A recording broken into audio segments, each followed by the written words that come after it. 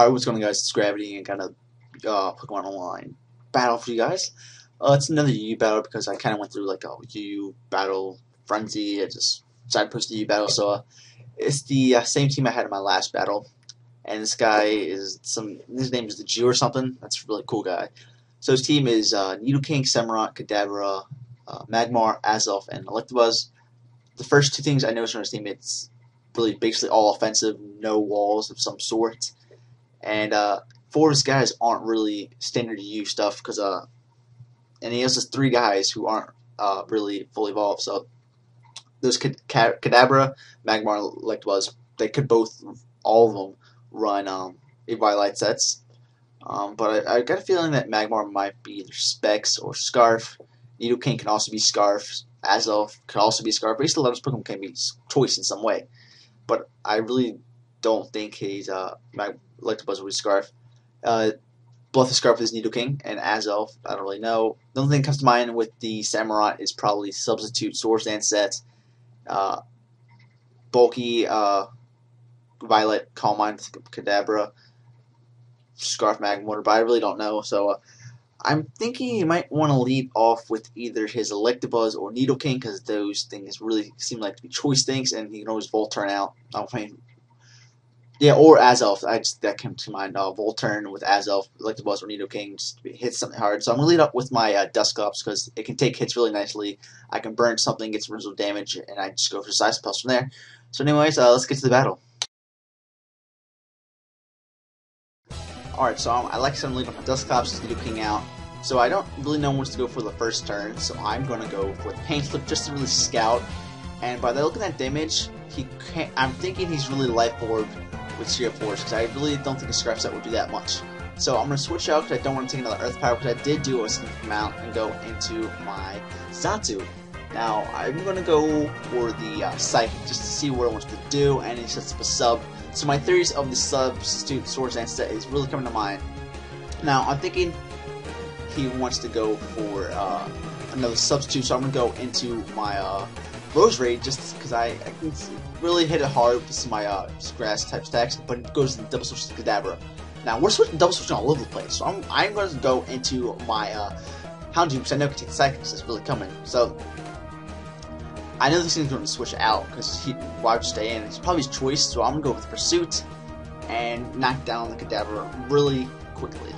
So this is kind of a short battle, that's why I'm kind of narrating kind of slow, and plus I want to get my process out there, and plus the Magmar. Now I'm thinking he might want to go with the Fire attack because I'm locked into Pursuit, but no, he decides to stay in and go for the Confusion Ray, which is a really nice move by him. So I'm going to switch out because I don't want to deal with this Confusion Hacks and go into my Xatu, because I know my Xatu can take Fire Blast really nicely. But he decides to double switch out into his Electabuzz. Now, it does a really nice play by him.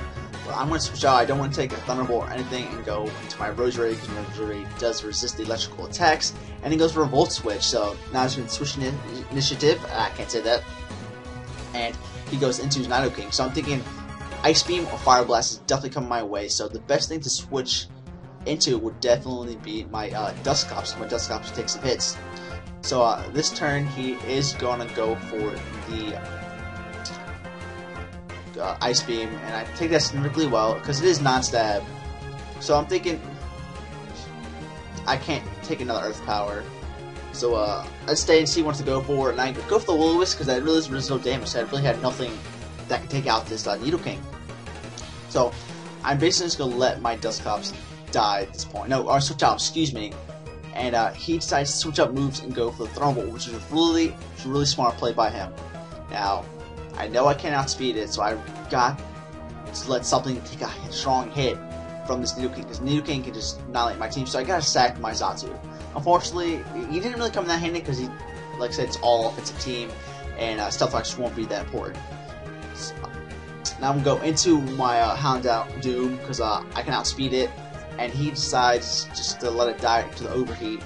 And I'm glad this Nidoking is gone because it really would have hit my team pretty damn hard. Now he's going to go into his Samurott, and that's a really nice switch for him. So I'm going to go out into my Roserade just to see what he wants to do. So in case he wants to sub, but he actually goes for the Swords Dance on this turn. So I'm thinking I could take a Mega Horn. I'm at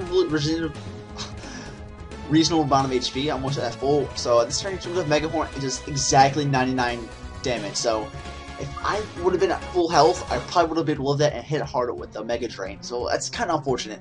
So I'm gonna go into my Kablan. Because my Kablan can hit pretty damn hard. If you guys remember my last video, Twist Band and Kablan hurts. Besides with Aqua Jet, that's no prop. I really don't care. And I knock it out with a close combat crit. Did not matter at all, to be honest. Now he's gonna go into his Magmar, so I'm thinking I can knock this out in one shot. So let's see if we can take a ban in close combat, and it does. So I'm thinking, yeah, that's kind of bulky with the Violet, so I'm definitely going to be losing my Kablan here to the Flamethrower because of minus 2 defense, and that's kind of sucks, but oh well. So I'm going to bring in my Houndoom, because my Houndoom can really hit the rest of his team pretty hard with some Dark Pulses, so lacking myself in Dark Pulse, down goes the Magmar, so he's down to spawn on 2 Pokemon. So in comes the Azelf. I know I can outspeed because I am Scarf. I didn't really see what kind of set this Azelf is, but really it's fine by me. So down goes the Azelf, is down to his last Pokemon, which is the Electabuzz. So if I don't knock it out in one shot, he could potentially have the Focus Blast, and will probably take me out. So I go to the Dark Pulse, and it's bulky. It takes it pretty nicely, so it's also Violet, most likely, and I get to flinch. So that's unfortunate. So I have no reason to switch out. I'm going to go to the Dark Pulse again.